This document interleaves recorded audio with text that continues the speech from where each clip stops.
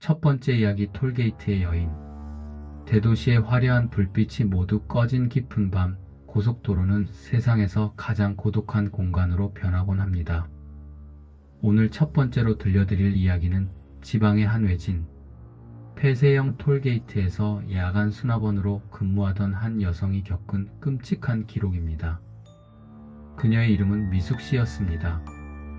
그녀가 근무하던 곳은 새로 뚫린 신고속도로 때문에 이용 차량이 거의 끊긴 왕복 2차선의 작은 요금소였습니다. 사방이 거대한 산으로 둘러싸여 있어 밤이 되면 지독한 안개가 서서히 밀려 내려오는 음산한 곳이었죠.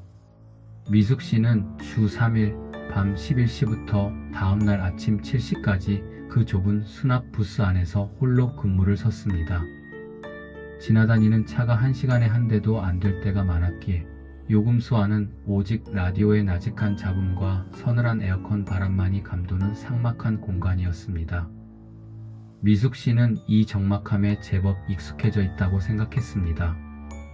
하지만 비가 부슬부슬 내리던 어느 가을날, 새벽 평소와는 전혀 다른 기이한 차량 한 대가 요금소로 진입하기 시작했습니다. 사건이 시작된 것은 새벽 2시 15분이었습니다. 미숙 씨는 수납 부스 안에서 꾸벅꾸벅 졸다가 먼 곳에서 들려오는 둔탁한 엔진 소리에 눈을 떴습니다. 안개가 짙게 깔린 도로 저편에서 낡은 회색 승용차 한 대가 천천히 다가오고 있었죠.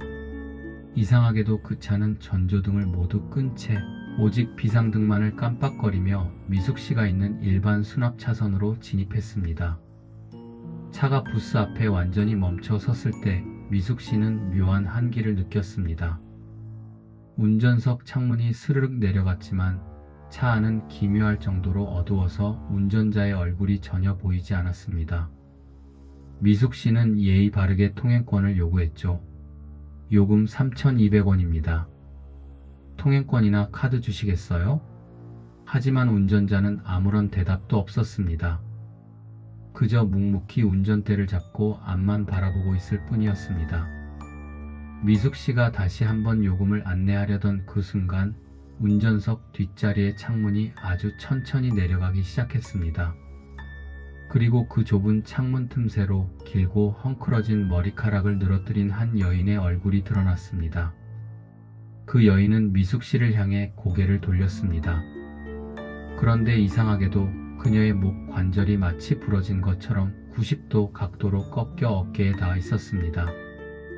칠흑 같은 어둠 속에서도 그녀의 초점 없는 눈동자와 비정상적으로 찢어진 입꼬리가 선명하게 보였습니다. 여인은 꺾인 목을 유지한 채 미숙 씨를 바라보며 소리 없이 입을 뻥긋거렸습니다. 미숙 씨는 순간 숨이 턱 막혀 비명조차 지르지 못했습니다. 본능적인 공포에 휩싸인 그녀는 거스름돈을 챙길 겨를도 없이 부스의 차단기 버튼을 강제로 눌러버렸습니다. 차단기가 올라가자 회색 승용차는 아무 일도 없었다는 듯 서서히 출발해 안개 속으로 사라졌습니다. 미숙 씨는 심장이 터질 것처럼 뛰는 것을 느끼며 부스 문을 걸어 잠갔습니다. 온몸은 이미 식은땀으로 축축하게 젖어 있었죠. 내가 지금 지독한 가위에 눌린 건가? 아니면 환각을 본 건가? 그녀는 떨리는 손으로 따뜻한 차를 마시며 스스로를 진정시키려 애썼습니다. 그렇게 30분쯤 흘렀을까요? 안개가 더욱 짙어져 이제는 부스 바로 앞에 차선조차 보이지 않을 지경이 되었습니다. 바로 그때 부스의 두꺼운 플라스틱 벽면 외부에서 기괴한 소리가 들려오기 시작했습니다. 톡! 톡, 톡, 탁. 무언가 딱딱한 뼈마디나 손톱으로 부스벽을 가볍게 긁고 두드리는 소리였습니다. 미숙 씨는 자리에 굳어버렸습니다. 고속도로 한가운데에 있는 요금소 부스는 사람이 걸어서 들어올 수 없는 고립된 공간이었습니다. 주변에 걸어다니는 사람이 있을 리가 없었죠. 하지만 소리는 멈추지 않고 부스를 한 바퀴 빙 돌며 사방의 벽을 쳐대기 시작했습니다. 미숙 씨는 공포를 이기지 못하고 부스 내부에 설치된 CCTV 모니터 화면으로 시선을 돌렸습니다. 요금소 주변을 다각도로 비추는 4개의 화면이 모니터에 떠 있었습니다. 그런데 차선 전체를 비추는 1번 카메라 화면을 본 미숙 씨는 결국 바닥으로 주저앉고 말았습니다. 화면 속 미숙 씨가 있는 수납 부스 바로 바깥쪽에 아까 그 회색 차 뒷좌석에서 보았던 목이 꺾인 여인이 멍하니 서 있었습니다. 그녀는 기괴하게 뒤틀린 자세로 부스벽에 몸을 바짝 밀착한 채 손톱으로 벽을 미친 듯이 긁어대고 있었습니다. 더욱 끔찍한 것은 그 여인이 모니터 화면을 통해 부스 안에 숨어있는 미숙 씨의 위치를 정확히 알고 있는 것처럼 행동했다는 점입니다. 그녀는 긁던 손을 멈추더니 CCTV 렌즈를 향해 고개를 번쩍 들었습니다. 흑백 화면 속에서 그녀의 부릅뜬 두 눈과 찢어진 입이 기괴한 노이즈와 함께 일그러졌습니다. 미숙 씨는 다급하게 수납소 본부의 교대 근무자에게 무전을 치려 했습니다. 하지만 무전기를 들자마자 거친 지직거림과 함께 정체 모를 여자의 웃음소리가 기분 나쁘게 흘러나왔습니다. 전자기기 전체가 그 기이한 존재의 에너지에 오염된 것 같았습니다. 새벽 4시가 되자 요금소 전체의 전력이 순간적으로 툭 떨어졌다가 다시 들어왔습니다. 깜빡거리던 부스의 형광등이 겨우 빛을 되찾았을 때 벽을 긁던 소리는 거짓말처럼 사라져 있었습니다. 미숙 씨는 간신히 가쁜 숨을 몰아쉬며 부스 유리창 밖을 내다보았습니다. 안개는 여전히 자욱했지만 외부에는 아무도 없었습니다. 하지만 안도감은 오래가지 못했습니다. 부스 정면에 설치된 차량 차단기 바바 위로 무언가 커다란 그림자가 드리워지기 시작했습니다. 미숙 씨가 눈을 가늘게 뜨고 그곳을 바라본 순간 차단기 바 밑에 좁은 틈새로 아까 그 여인의 얼굴이 거꾸로 쑥 내려왔습니다. 그녀는 차단기 바에 발을 걸고 거꾸로 매달린 채 부스 유리창 바로 앞까지 자신의 얼굴을 들이밀었습니다. 유리에 바짝 밀착된 얼굴은 가죽만 남은 듯 말라붙어 있었고 90도로 꺾인 목 관절 사이로 뼈가 부러지는 듯한 투둑, 투둑 소리가 유리창을 타고 안쪽까지 선명하게 울려 퍼졌습니다. 여인은 유리에 대고 소리 없이 입을 뻥긋거렸습니다. 문, 열, 미숙 씨는 극심한 공포에 정신을 잃고 그대로 기절해버렸습니다. 아침 9시쯤 주간 교대 근무자가 부스 문을 두드리는 소리에 미숙 씨는 간신히 정신을 차렸습니다. 눈부신 아침 햇살이 요금소를 가득 채우고 있었고 밤새도록 자신을 괴롭히던 안개와 기괴한 여인은 흔적도 없이 사라진 상태였습니다. 교대 근무자는 미숙 씨가 밤샘 근무의 피로 때문에 가위에 눌린 것이라며 대수롭지 않게 넘겼습니다. 미숙 씨 역시 지독한 악몽을 꾼 것이라 믿으며 서둘러 짐을 챙겨 퇴근했습니다. 하지만 차를 몰고 고속도로를 빠져나가던 중 그녀는 문득 요금소 정산 컴퓨터에 기록된 어젯밤의 차량 통과 로그를 확인해 보았습니다. 새벽 2시 15분 분명 차량 한 대가 무단으로 차단기를 통과한 기록이 남아 있었습니다. 그리고 시스템에 자동으로 찍힌 차량 전면 번호판 사진을 확인한 순간 미숙 씨는 차를 갓길에 세우고 오열할 수밖에 없었습니다. 흑백으로 촬영된 사진 속 회색 승용차의 운전석에는 아무도 없었습니다.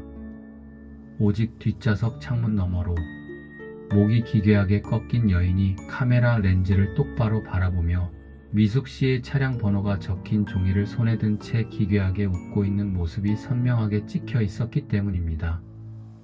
오늘 이야기는 여기서 끝입니다. 혹시 지금 어두운 밤길을 운전하고 계신가요? 톨게이트를 통과할 때 혹은 백미러를 보았을 때 뒷좌석의 좁은 틈새를 유심히 살펴보시길 바랍니다. 무언가 목을 꺾은 채 여러분이 내릴 종착지를 함께 바라보고 있을지도 모르니까요. 두 번째 이야기, 위험한 자취방. 새로운 보금자리를 찾는 일은 언제나 설레는 일이지만 간혹 가격이 지나치게 저렴한 매물에는 상상도 못할 비밀이 숨겨져 있곤 합니다. 두 번째 이야기는 대학가 주변에 아주 저렴하고 넓은 원룸을 구했다가 평생 씻을 수 없는 공포를 마주하게 된 한 청년의 이야기입니다. 그의 이름은 진우 씨였습니다. 그는 독학을 앞두고 급하게 방을 구하던 중 학교 정문에서 도보로 5분 거리에 있는 낡은 빌라 2층 방을 계약했습니다.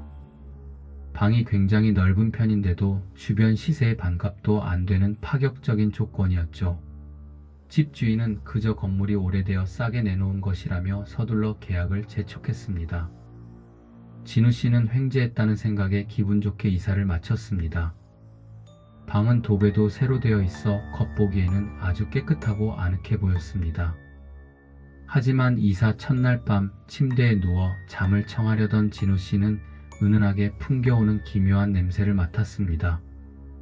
낡은 하수구 냄새 같기도 하고 무언가 썩어가는 듯한 비릿하고 불쾌한 냄새였습니다. 그는 창문을 조금 열어둔 채 잠을 청했습니다. 하지만 그것은 단순한 냄새의 문제가 아니었습니다.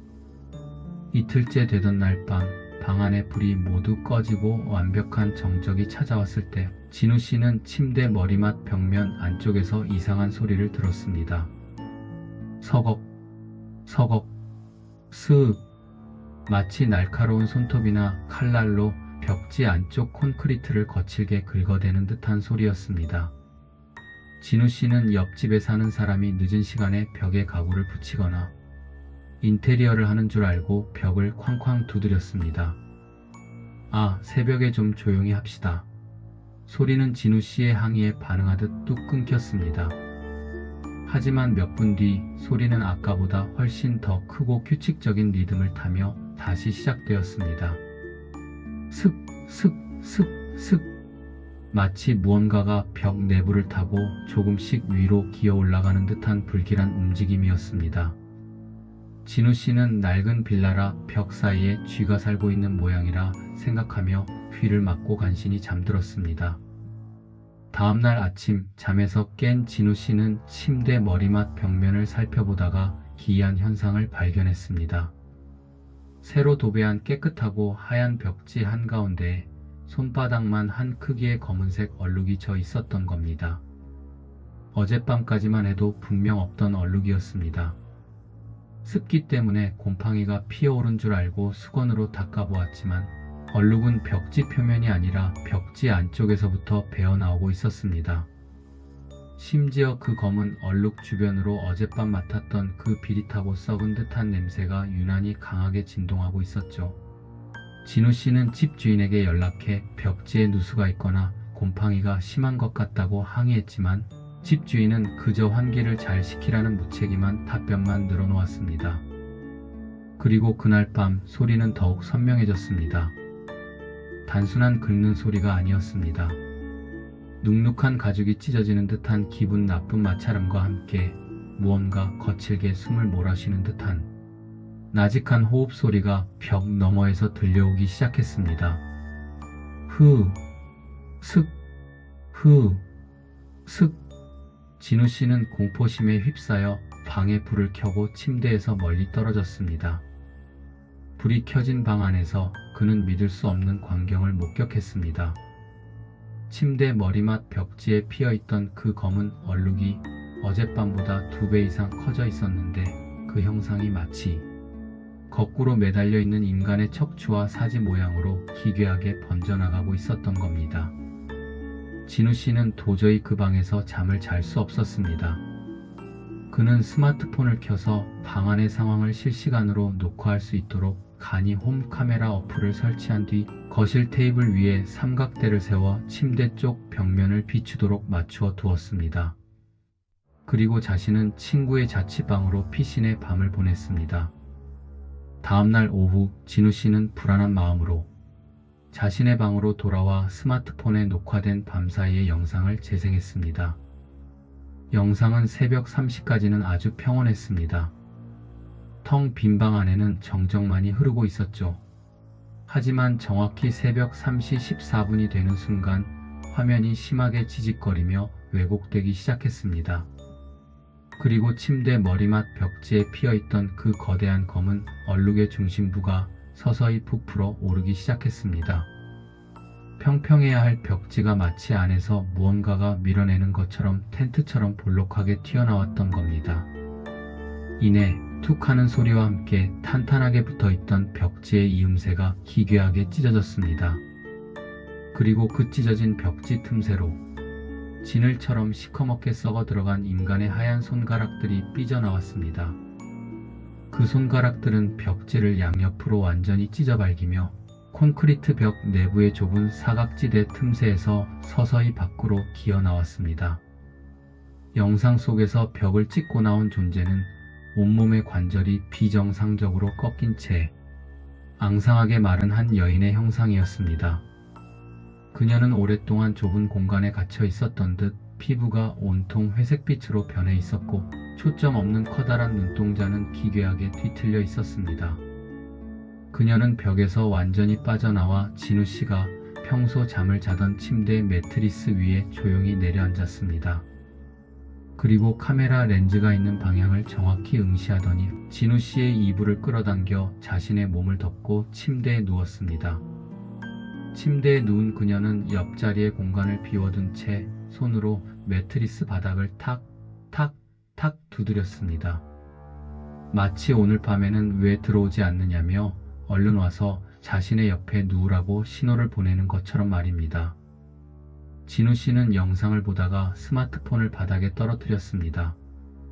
소름 끼치는 공포가 온몸의 신경을 마비시켰습니다. 바로 그 순간 그의 뒤편 굳게 닫혀있던 화장실 문 안쪽에서 어젯밤 벽 너머에서 들었던 그 낯익은 소리가 다시 들려오기 시작했습니다. 서걱, 서걱, 스윽. 그것은 이미 벽 내부에서 나와 진우 씨의 집안 어딘가에 완벽히 정착했다는 증거였습니다. 진우 씨는 지갑과 가방만 챙긴 채 비명을 지르며 방을 뛰쳐나왔습니다. 그는 곧바로 경찰에 신고했고 집주인도 현장으로 호출되었습니다. 경찰들이 들이닥쳐 진우 씨의 방 침대 머리맡 찢어진 벽지 안쪽을 뜯어내기 시작했습니다. 놀랍게도 새로 도배한 콘크리트 벽 가짜 벽면 뒤쪽에는 성인 한 명이 겨우 들어갈 만한 크기의 불법 개조된 좁은 사각 밀실 공간이 숨겨져 있었습니다. 그리고 그 어둡고 좁은 틈새 바닥에서 이미 오래전에 실종 신고가 접수되었던 전세입자의 가방과 소지품들이 무더기로 발견되었습니다. 집주인은 과거 그 방에서 발생했던 끔찍한 사건을 숨기기 위해 시신이 수습된 이후 벽을 대충 콘크리트로 막고 그 위에 두꺼운 벽지를 겹겹이 발라 방을 싸게 내놓았던 것입니다. 하지만 그 좁은 어둠 속에 갇혀있던 원한과 집착까지는 차마 벽지 뒤로 봉인할 수 없었던 것이죠. 오늘 이야기는 여기서 끝입니다. 여러분이 지금 살고 계신 방의 벽지는 안전한가요? 혹시 가구에 가려진 벽면 구석에 원인 모를 검은 얼룩이나 작은 틈새가 벌어져 있진 않은지 확인해 보시길 바랍니다. 밤이 깊어 사방이 고요해질 때 그 틈새 속에서 여러분의 숨소리를 가만히 경청하고 있는 무언가의 시선이 느껴질지도 모르니까요.